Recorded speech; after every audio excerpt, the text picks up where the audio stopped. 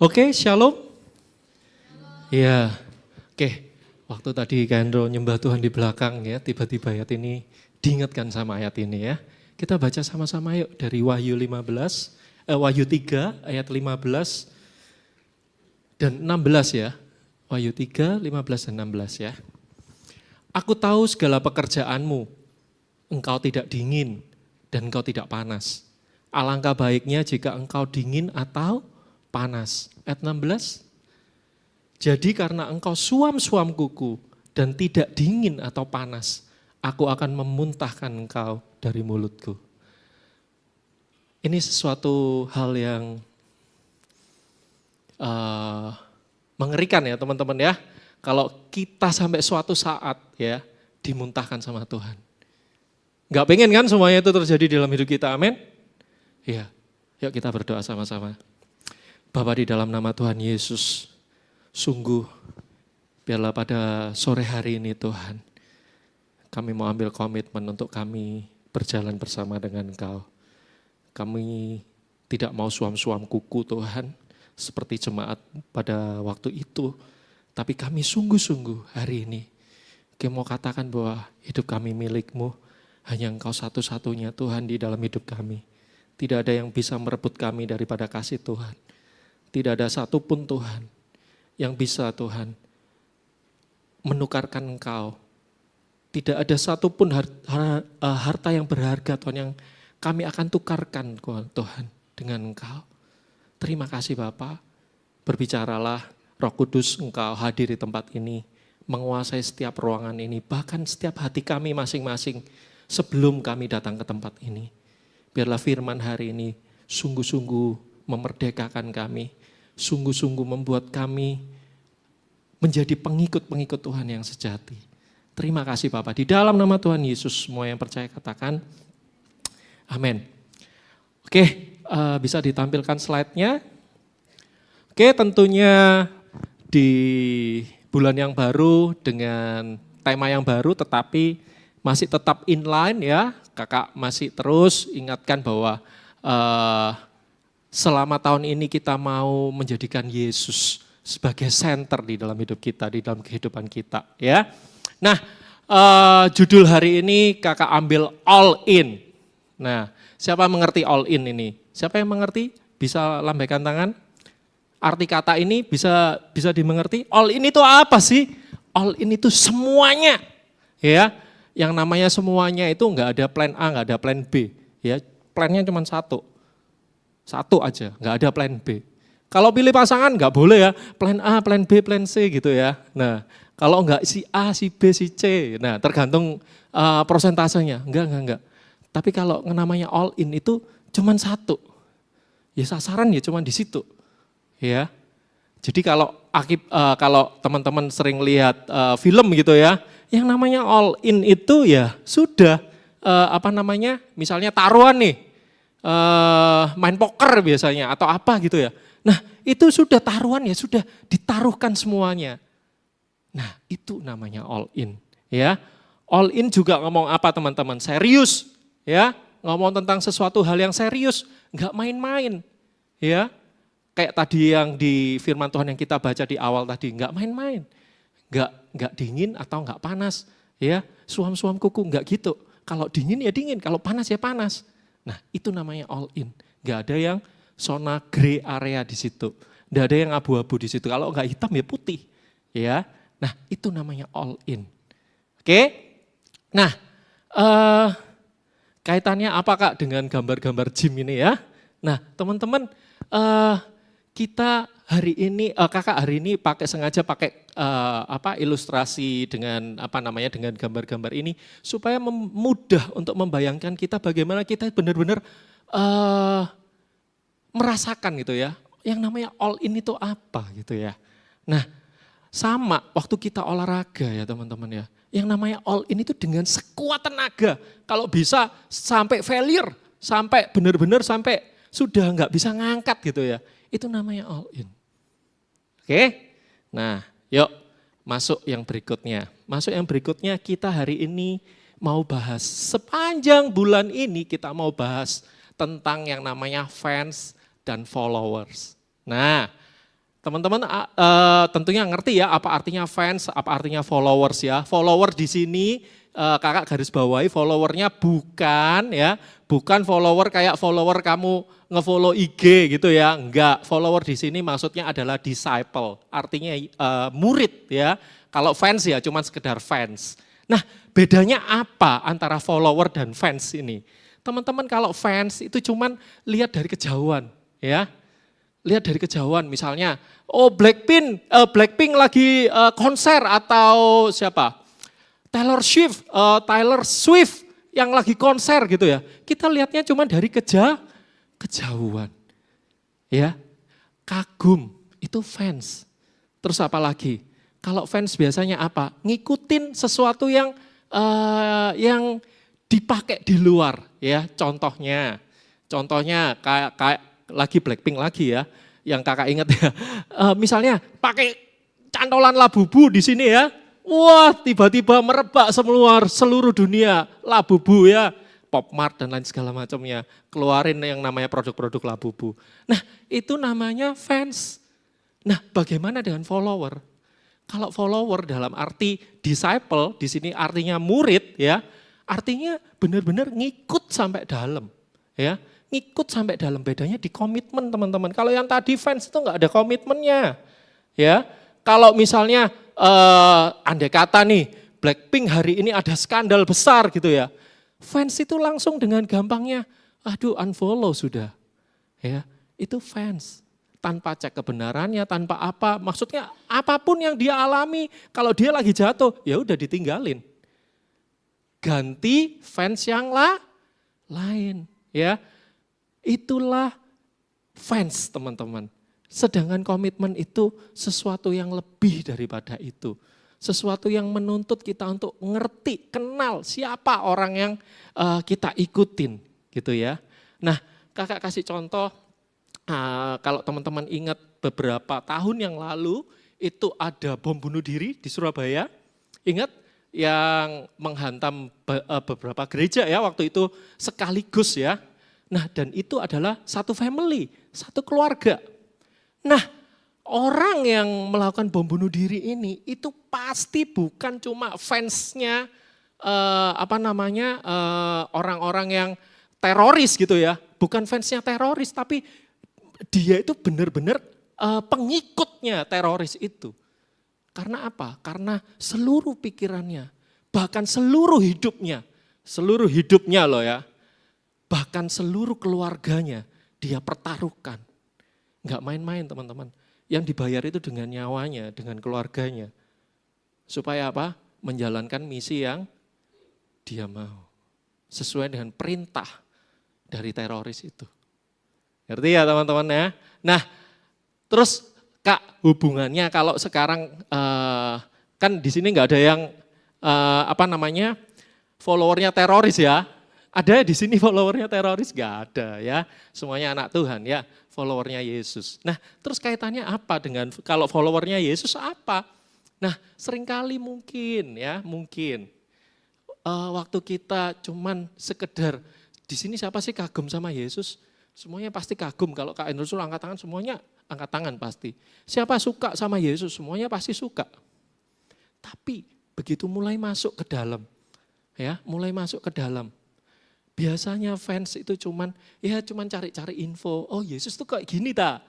Oh gereja itu kayak gini. Oh ya. Oh itu yang cuman dikejar fans. Tapi kalau yang benar-benar murid, apa yang dia kejar? Hubungan dengan Tuhan. Ya, itu bedanya. Terus belum lagi di komitmen, ya. Komitmen. Kalau misalnya, oke, nyembah Tuhan rame-rame, wah bisa ya. Kayak kalau katanya pemuji itu ngangkat gitu ya. Nggak tahu yang diangkat apa juga kayak nggak ngerti gitu ya. Nah, tapi bagaimana waktu kita sendiri di rumah? Kalau kita nyembah rame-rame mah gampang ya, angkat tangan, bisa ngerasain ini itu dengan musik yang lengkap, enak gitu ya. Tapi bagaimana waktu nggak ada musik di rumah, kita nggak bisa main gitar, apakah kita masih bisa nyembah Tuhan teman-teman? Itu pertanyaannya harus kita pikirkan. Pada waktu kita memutuskan untuk mengikuti Yesus. Di Matius 22 ayat 37 sampai 38 berkata seperti ini. Jawab Yesus kepadanya, kasihlah Tuhan Allahmu dengan segenap, katakan, hatimu, dan dengan segenap jiwamu, dan dengan segenap akal budimu. Itulah hukum yang terutama dan yang pertama. Nah, ini Tuhan sudah kasih guideline ke kita. All in itu kayak gini loh. Ya. Ini yang pertama Mas Ian ya. Ini aja sudah keder gitu ya. Waduh, mengasihi Tuhan dengan semuanya ya. Dengan segenap apa? Hati, jiwa, akal budi. Termasuk uangmu. Ya, termasuk apa? Uangmu ya. Coba di sini sakunya diangkat gini. Yang keluar uang atau kain? Enggak apa-apa kalau kain ya. Karena masih SMP, SMA. Enggak masalah. Yang kerja ya, teman-teman yang kerja ya, yang mulai sudah ada uangnya, termasuk uangmu ya, sudah engkau setia ngasih perpuluhan.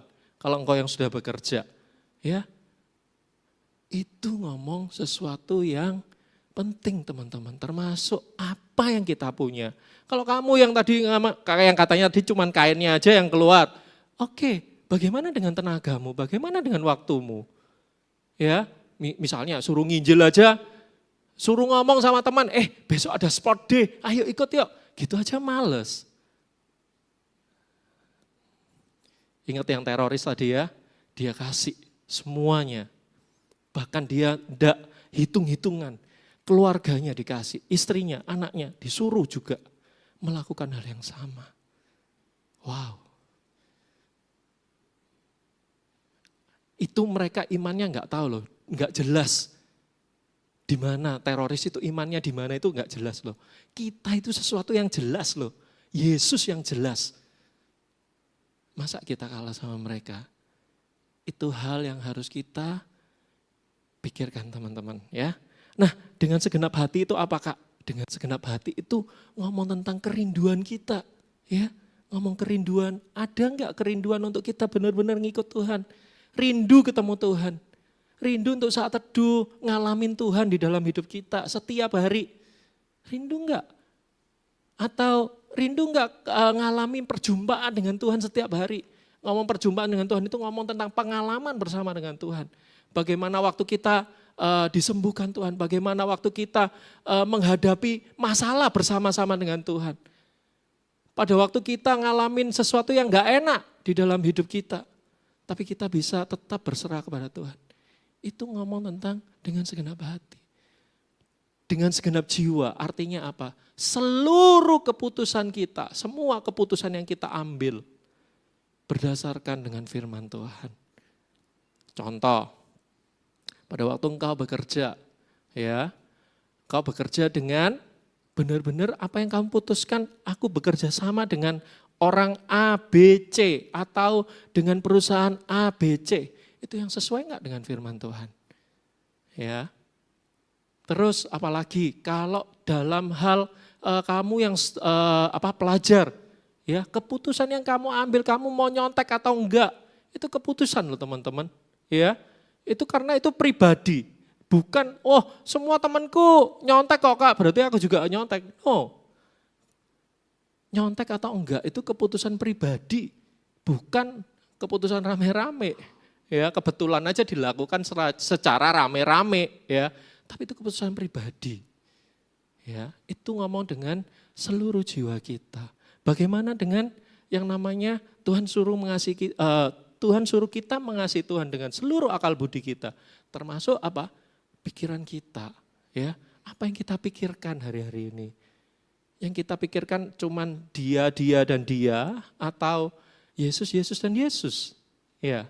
Nah, ayo coba teman-teman, ya. Yuk, selanjutnya.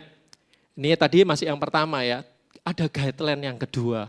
Yang ya ini akan lebih lebih enak enggak enak gitu ya. Nah, di Lukas 9 ayat 23 dikatakan, katanya kepada mereka semua, sama kayak tadi, kata Yesus kepada mereka, ini juga ngomong sama-sama. Ya, Yesus tuh ngomong kepada semua, termasuk kita hari ini. Ya, setiap orang yang mau mengikut aku, ia harus menyangkal dirinya, terus memikul salibnya dan mengikut aku. Ya, sangkal diri, pikul salib, ikut Tuhan. Nah teman-teman, beberapa minggu yang lalu ya katakanlah sebulan lah, nggak lama dari hari ini.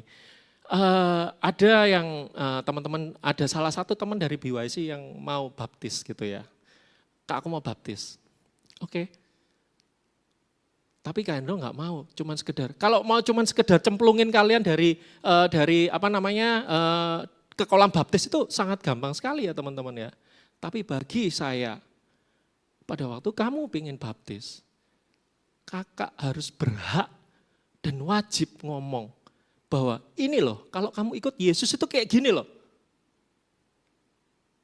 Ya, jadi kalau masalah cuman baptis mah gampang ya, kamu kapan aja minta baptis gampang gitu ya. Ada beberapa juga di sini yang pernah Kak Hendro layani secara pribadi untuk sebelum dibaptis. Ya.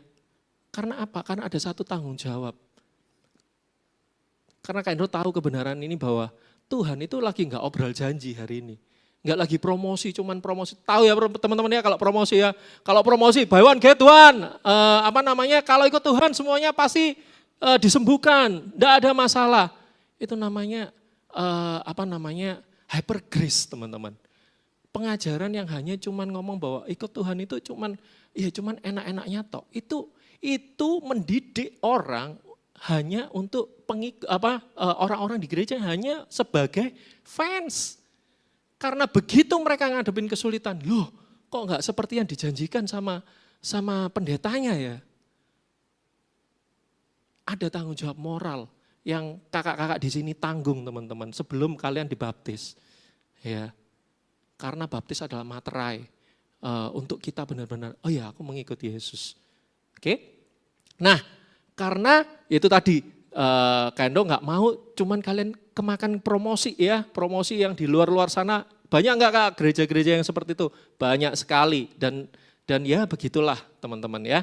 Tapi di sini kita sepakat mau komitmen sama-sama. Untuk kita mau jadi murid di sini, bukan cuma sekedar jadi fans di sini. Kalau kalian mau cuma sekedar fans, di sini bukan tempatnya. Karena di sini mau cetak kalian jadi murid, ya, jadi pengikut, jadi murid, bukan jadi cuma sekedar fans. Oke? Nah, sangkal diri, pikul salib. Nah, sangkal diri itu apa?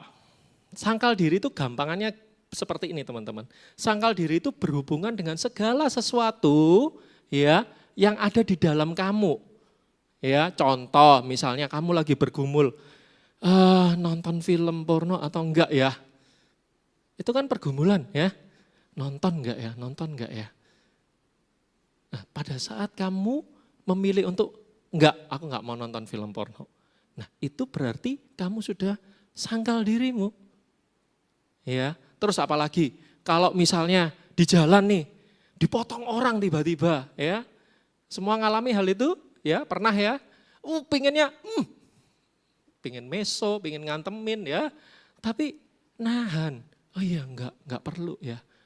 Ada temen yang buat kita marah mungkin. Tapi kita enggak keluar kata-kata kasar atau kata-kata yang tidak membangun dari mulut kita. Itu termasuk menyangkal diri teman-teman. Ya, bagaimana dengan pikul salib? Nah, pikul salib adalah sesuatu yang berasal dari luar. Impact dari konsekuensi dari ketaatan kita. Impact dari luar. Jadi contohnya misalnya, ada konsekuensi nih pada waktu pertama kali ya. Waktu pertama kali Kak Hendro ikut Tuhan gitu ya. Terus kemudian otomatis mulai bergeser, maksudnya termasuk perilaku, termasuk kata-kata dan lain segala macam yang kita tampilkan, yang kita mau ubah itu ya harus nyata kan gitu ya teman-teman ya. Nah otomatis mulai baca firman, mulai ini itu dan lain segala macamnya. Teman-teman yang di disciple ya, teman-teman sudah mulai aku sudah meninggalkan dosaku yang lama. Itu adalah satu keputusan teman-teman. Nah pada waktu itu apa konsekuensinya?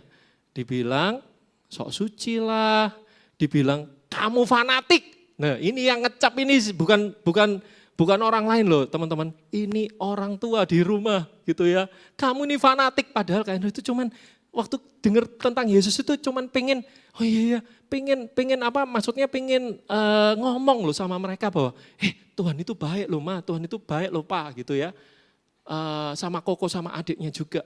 Nah, tetapi yang keluar dari mulut mereka bukan oh iya Tuhan itu baik, enggak, tapi kamu ini fanatik kamu ini. Kok bisa kamu pindah Surabaya jadi seperti ini gitu ya. Nah, jadi hal-hal seperti itu sangat menekan gitu ya.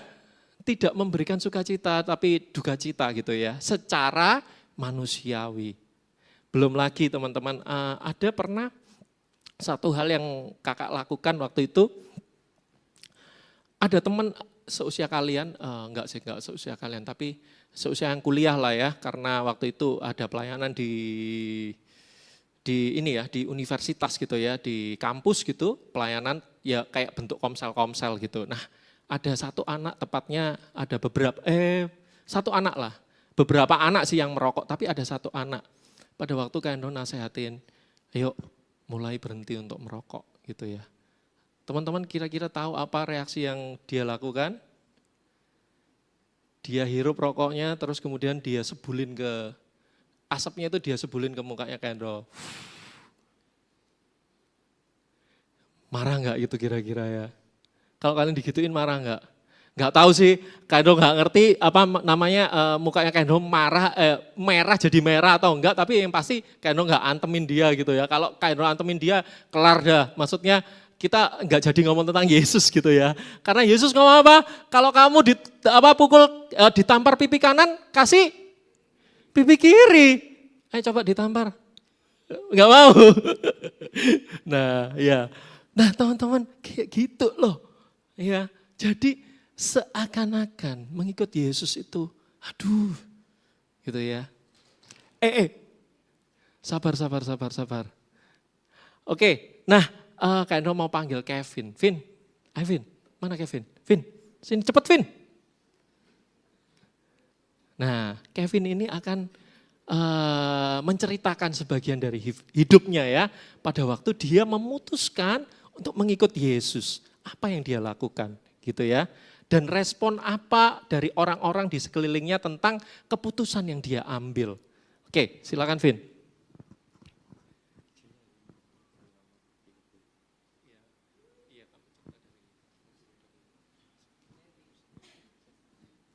Oke, jadi pertama aku tuh baru terima Yesus itu 2 tahun yang lalu. Sebelumnya saya dari agama seberang dan lumayan aktif di agama seberang itu. Sampai akhirnya saya memutusin untuk ngikut Yesus dan itu benar-benar pilihan yang mungkin gak mudah. Tapi aku ada sesuatu hal yang dorong aku untuk ikut Yesus dan terima Yesus ini tadi. Pas di awalnya itu pas aku ngikut agama Kristen ini tuh aku ngikut Yesus ini tuh kayak benar-benar banyak kayak pikiran-pikiran buruk, terus intinya itu banyak teman-teman aku yang dari agama seberang itu kayak apa ya, ngejudge lah, intinya kayak kenapa kok pindah, padahal dulu kamu benar-benar rajin loh ibadah di agama ini gitu loh, terus kamu kok bisa sampai benar-benar itu, kamu gak takut tak masuk neraka kalau pindah agama Kristen ini tadi. Ya awalnya sih respon aku sih ya kayak gimana ya, takut. Intinya itu kayak serba salah gitu. Aku kayak pernah ada rasa menyesal kenapa aku pindah ke sini. Awalnya itu. Tapi setelah sharing-sharing ke pemurid aku, ke siapa-siapa gitu, ya didoain dan sebagainya macamnya, aku mulai lebih percaya diri, aku lebih gak peduli tentang ngomong-ngomongan itu, soalnya semuanya biar urusan aku sama Tuhan. Soalnya itu kan hakku milih agama apapun. Udah sih, thank you. Thank you ya Vin ya. Silakan. Oke teman-teman. Ancamannya nggak tanggung-tanggung loh teman-teman ya. Kamu nggak takut neraka ta? Ya. Jadi pada waktu ada di beberapa agama tertentu teman-teman, waktu kita memutuskan untuk mengikuti Yesus dan berubah dari kepercayaan yang sebelumnya, kita dicap sebagai orang yang murtad, sebagai orang yang ya kamu pantas loh untuk masuk ke dalam neraka gitu ya. Nah, Kevin adalah salah satunya, Kendo salah duanya ya. Enggak masalah, tapi pada waktu itu kan itu keputusan pribadi kita teman-teman. Yang namanya keputusan pribadi itu ya balik lagi, itu keputusan pribadi, bukan bersama-sama ya. Nah, Kendo butuh satu orang untuk bantu peragain. Jaden, maju cepet. Cepet. Nah, yuk dipakai tasnya. Yuk dipakai. Oke. Berat enggak? Enggak. Oh, gaya dia ya. Oke. Nah, teman-teman, seringkali kita mengikut Yesus ya. Pada waktu kita mulai untuk mengikut Yesus ya, kita enggak sadar kalau kita itu bawa sesuatu sebelumnya. Nah, enggak yakin, enggak berat. Oke, yakin. Oke ya. 2 hari 3 malam kamu ya, 3 hari 2 malam kamu bawa tas itu ya. Oke. Nah, bercanda. Samping ya. No, oke. Samping. Ya. Nah, teman-teman, ya itu tadi. Kita nggak sadar kadang-kadang kita ngikut Yesus itu, aduh kayaknya berat. Ini padahal lumayan lah teman-teman, saking dia aja yang rajin nge-gym gitu ya, makanya dia ngomong, gak berat gitu ya. Nah kita coba lihat apa isinya di dalamnya ya. Semua pengen tahu isinya apa? Oh ya, oke ya pelan-pelan. Nah seringkali pada waktu kita mengikut Yesus ya, yang membuat kita berat itu apa? Dosa teman-teman ya. Seringkali kita bawa dosa kemana-mana, dosa dibawa kemana-mana. Bahkan yang paling ngeri adalah dosa yang tersembunyi. Kalau dosa yang tadi kelihatan masih bisa dihakimi orang ya, tapi kalau dosa yang tersembunyi itu cuman kita yang tahu ya. Dibawa kemana-mana ya. Capek teman-teman. Orang yang punya dosa yang tersembunyi pasti hidupnya capek. Karena apa? Karena pakai topeng ya. Kalau mau jadi singer, topengnya diganti gitu ya. Ini buat capek. Yang kedua, gaya dia masih, padahal ini isinya banyak ya. Ini yang kedua teman-teman ya. Yang kedua ini ngomong tentang ego kita yang kita bawa terus ya. Jangan sampai aku nggak dihargai ya. Aku ini jangan sampai dibilang diremehkan. Jangan sampai aku dikritik ya. Ini ego. Selalu kita bawa. Yang berikutnya. Seringkali yang kita bawa apa? Luka teman-teman. Ya. Luka disakiti oleh orang tua, disakiti oleh mantan pacar, disakiti oleh siapa aja, teman bisa. Kita bawa terus tanpa kita melepaskan pengampunan. Nah ini yang membuat juga semakin berat yang namanya isi tas tadi. Ya, yang seharusnya kita nggak bawa. Terus yang terakhir, kita seringkali bawa yang namanya ketakutan. Ya, berapa banyak dari teman-teman di tempat ini yang merasa bahwa aku nggak ngerti Kak masa depanku kayak apa. Bisa tak aku jadi orang sukses? Bisa enggak sih aku punya masa depan yang baik?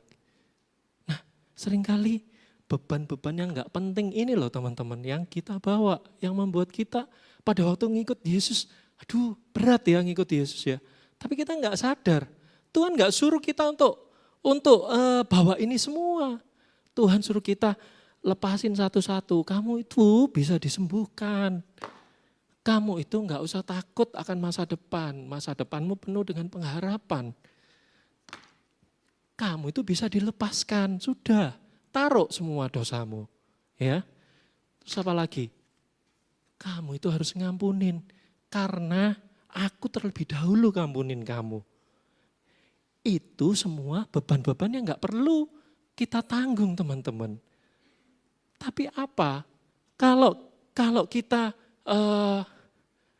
mau pikul salib, tapi kita masih bawa tas yang isinya beban-beban kayak gitu, kita nggak bisa mikul salib teman-teman. Karena apa? Tangan kita sudah penuh, pundak kita sudah capek dengan beban-beban yang tadi. Maka dari itu ya pada waktu kita ngikut Tuhan, ya cuman ngikut pikul salib aja. Pikul salibnya setiap hari, jangan salibnya ditaruh. Beban yang nggak penting kita bawa, kebalik teman-teman. Salibnya yang tetap dibawa. Kemana-mana diomongin orang apapun, pokoknya hidupmu benar, nggak masalah. Yang penting aku jalan sesuai dengan kebenaran. Thank you ya Jadon ya. Oke.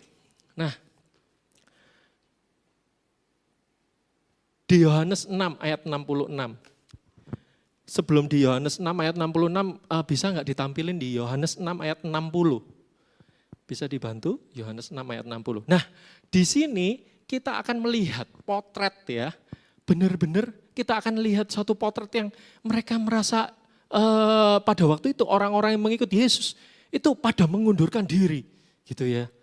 Kenapa kok sampai kita mau cari tahu, kenapa ya orang-orang pada waktu itu yang mengikut Yesus itu pada lari, pada meninggalkan Yesus pada waktu itu. Nah di Yohanes 6 ayat 60, dikatakan seperti ini teman-teman. Sesudah mendengar semuanya itu, banyak dari murid-murid Yesus yang berkata, perkataan ini keras, siapakah yang sanggup untuk mendengarkannya? Perkataan di sini, ingat berarti firman Tuhan itu berarti pengajarannya Tuhan, value-value-nya Tuhan. Ya, dia bilang bahwa, murid-murid bilang, ini ya kok keras banget ya pengajarannya. Pada waktu itu, fast forward gitu ya, sebelum kisah ini terjadi, mereka itu melihat banyak mujizat yang diperbuat oleh Yesus. Ya, 5 roti 2 ikan itu jadi banyak gitu ya. Nah itulah mujizat-mujizat yang mereka lihat dan mereka berbondong-bondong. Dari mana saja mereka mengikut Yesus. Sampailah tiba di ayat ini. Karena apa? Karena mereka ngikut Yesus karena cuman mujizat, cuman karena roti, cuman karena ikan, cuman karena berkatnya Tuhan. Itu adalah gambaran kita semua teman-teman.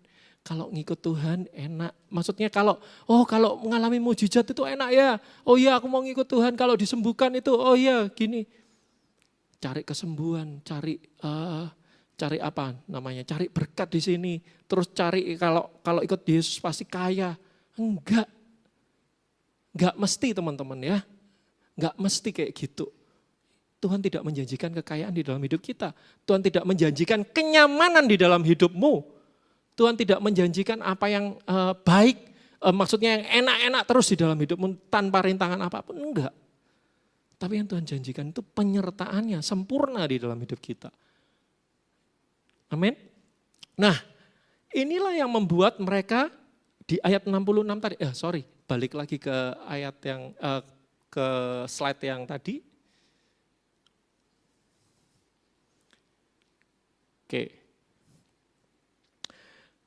Nah, di Yohanes 6 ayat 66 dikatakan seperti ini, mulai dari waktu itu banyak murid-muridnya mengundurkan diri dan tidak lagi mengikut dia.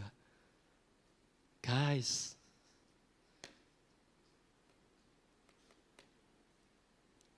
yuk kita refleksikan terhadap hidup kita yuk. Bukan hanya kalian.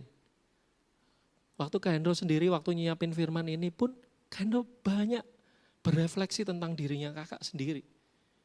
Oh iya, kalau benar-benar masa susah itu datang, aku tetap ikut Tuhan atau enggak ya?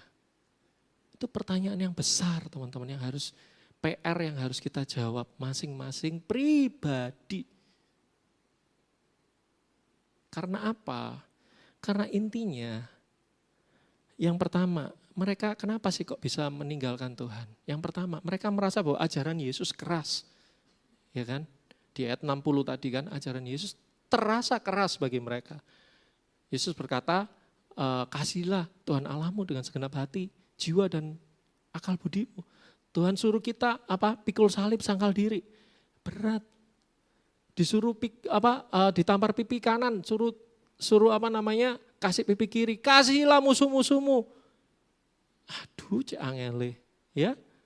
Tapi di 1 Korintus 10 dikatakan apa teman-teman? Pencobaan-pencobaan yang kamu alami adalah pencobaan-pencobaan biasa. Dan pada waktu kamu dicobai, Tuhan memberikan jalan keluar di dalam hidup kita. Amin. Yang kedua, karena apa? Karena ya mereka cuma lihat mujizat, tapi enggak ada komitmen sama sekali. Enggak ada komitmen sama sekali. Kaitannya kalau suruh olahraga ya, bangun pagi juga susah, enggak ada komitmen. Hari ini bisa olahraga, besok enggak. On off kayak gitu. Enggak ada komitmen sama sekali. Nah, terus kemudian maunya yang instan ya, kalau di dalam dunia fitness itu ada yang namanya steroid teman-teman ya. Yang namanya steroid itu tinggal kamu gitu ya, latihan sedikit gitu, besoknya sudah ngepam teman-teman. Udah gede kayak Aderai. Oh Daryl kepingin ya. Daryl katanya, aku mau kok kayak ngono kok. Oke. Nah, gak ada yang instan, jangan suka yang instan teman-teman ya. Apalagi generasi-generasi sekarang semuanya serba instan ya. Bayangkan skripsi sekarang cuma tinggal tanya ChatGPT gitu ya, dibuatkan outline skripsi gitu ya. Kalau dulu kita, aduh mak gitu ya, dari satu buku ke buku yang lain, cuman ngutip satu kalimat teman-teman. Satu buku ke buku lain loh, cuman ngutip satu kalimat gitu loh. Satu kalimat atau paling enggak satu paragraf. Kalau sekarang, semuanya sudah jadi.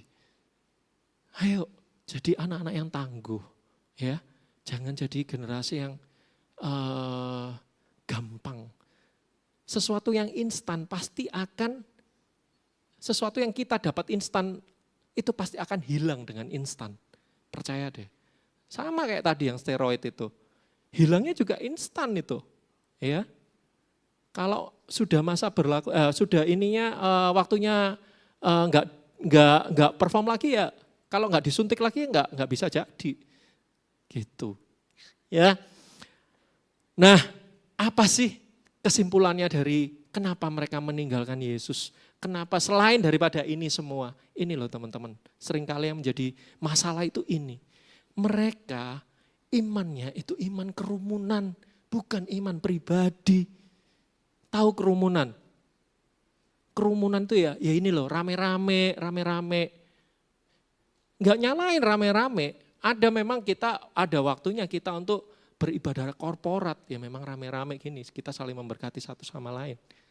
Tapi ada waktu-waktu tertentu yang kita harus berhubungan sendiri dengan Tuhan. Kita harus ketemu sendiri dengan Tuhan. Kita harus ngalamin sendiri pengalaman bersama dengan Tuhan. Get the point gak teman-teman hari ini? Jangan punya iman kerumunan. Iman kerumunan itu pada waktu semuanya diserakkan. Tinggal kamu sama Tuhan. Dan itu adalah pilihan, keputusan pribadimu. Bukan temanmu, bukan orang tuamu. Karena keselamatan itu juga keputusan pribadi. Keselamatan itu gak bisa nunut, gak bisa gandol gitu ya. Kayak misalnya fasilitatornya Rio misalnya, terus siapa ya yang ininya Rio, siapa? Edward mau ikut sama Rio, aku kan kamu lah fasilitatorku, aku nunut ya Rio ya. Gak bisa ya, gak bisa teman-teman. Itu keputusan pribadi ya, bukan ngikut. Oke. Nah, hubungannya apa dengan Gospel Connection-nya kita hari ini? Teman-teman sangat relate banget apa yang sudah Tuhan perbuat di dalam hidup kita. Kakak bisa minta tolong pemuji untuk maju ke depan. Nah teman-teman, pada waktu Yesus mati di kayu salib, dia itu sudah all in buat kita teman-teman. Ya, kalau kita ngomong hari ini kita dituntut untuk all in sama Tuhan, jangan lupa 2000 tahun yang lalu Tuhan Yesus itu sudah all in di dalam hidupnya kalian. Mati-matian di dalam hidupnya kalian. Sudah berkorban habis-habisan. Satu kali untuk selamanya di dalam hidupnya kalian. Jadi nggak perlu lagi kamu, apakah nanti dosa masa depanku dihapuskan ya? Apakah aku diampuni ya? Jawabannya exactly yes. Tuhan mengampuni dosa masa lalumu, dosamu sekarang dan dosa masa depanmu. Semuanya sudah ditanggung di dalam kayu salib. Di Filipi 2 ayat 6-8 dikatakan seperti ini teman-teman. Yang walaupun dalam rupa Allah, tidak menganggap kesetaraan dengan Allah itu sebagai milik yang harus dipertahankan. Yesus yang dari tahta Allah itu meninggalkan semuanya, meninggalkan kealahannya. Melainkan telah mengosongkan dirinya. Mengosongkan dirinya apa artinya teman-teman? Semuanya. Gak ada lagi yang tersisa di dalam hidupnya. Itu namanya all in. Semuanya. Habis-habisan. Sudah semuanya diberikan. Mengambil rupa seorang hamba yang tadinya sangat mulia. Tapi dia datang, dia menjadi hamba teman-teman. Dan menjadi sama dengan manusia. Kenapa Tuhan mau menjadi manusia? Supaya dia tahu apa yang kelemahan yang kamu rasakan hari-hari ini. Seberapa sakit waktu kamu disakiti, seberapa sakit waktu kamu dilukai. Seberapa kamu ngalamin setiap penderitaan-penderitaan, pencobaan-pencobaan. Tuhan pun ngalamin hal yang sama teman-teman. Dia dipukul, dicambuk. Bahkan orang lihat rupanya pun sudah gak mau. Karena dia lebih jijik daripada binatang sekalipun teman-teman. Karena dia rupanya sudah gak ada rupanya sama sekali. Dan dalam keadaannya sebagai manusia bukit, dia merendahkan dirinya. Taat sampai mati, bahkan mati di dalam kayu salib. Buat siapa teman-teman? Buat kamu dan saya. Hari ini kita mau merenungkan setiap keputusan yang pernah kita ambil pada waktu kita memutuskan untuk kita mengikuti Yesus. Ada satu lagu, teman-teman mungkin tahu lagu ini. I have decided to follow Jesus. Tahu lagu itu? Tahu ya teman-teman? Lagu itu tahu nggak asal usulnya dari mana? Kakak mau cerita sedikit tentang background lagu ini ya. Lagu ini bisa ditampilkan mungkin lirik dari lagu ini? Ya, thank you. Nah, teman-teman lagu ini punya asal usul teman-teman. Bukan sekedar lagu yang tiba-tiba boom gitu. Enggak, ini punya cerita. Lagu ini berasal dari ada satu suku yang namanya suku Gore gitu ya. Di daerah India gitu. Di abad 19 ya. Nah, suku itu bukan suku yang mengenal Tuhan Yesus. Tapi ada para misionaris yang datang ke suku itu dan mengenalkan Yesus. Singkat cerita ada satu keluarga yang memutuskan untuk mengikuti Yesus. Tapi pada waktu kepala sukunya tahu satu keluarga ini mengikuti Yesus. Apa yang kepala suku ini lakukan teman-teman? Dia hakimin. Dia kumpulkan massa yang banyak pada waktu itu. Untuk menghakimi satu keluarga ini. Dan nyuruh untuk meninggalkan Yesus. Tetapi yang menarik, dan itu yang membuat lagu ini punya nyawa, punya spirit gitu ya. Bahkan sampai hari ini, waktu kita nyanyikan, sadari bahwa ini punya spirit teman-teman. Dia katakan begini, aku sudah memutuskan untuk mengikuti Yesus. Aku gak mau mundur. Sekali aku maju, sekali Yesus tetap Yesus. Itu yang dikatakan. Teman-teman bisa tebak apa yang kepala suku ini lakukan teman-teman. Kepala suku itu ambil istri dan anaknya untuk dibunuh di depan mata kepalanya sendiri. Dan dia tetap ngomong bahwa aku tetap mau ikut Yesus. Hari ini pertanyaan yang sama teman-teman, yang kita mau renungkan pada sore hari ini. Apakah kamu sungguh-sungguh mau mengikut Yesus?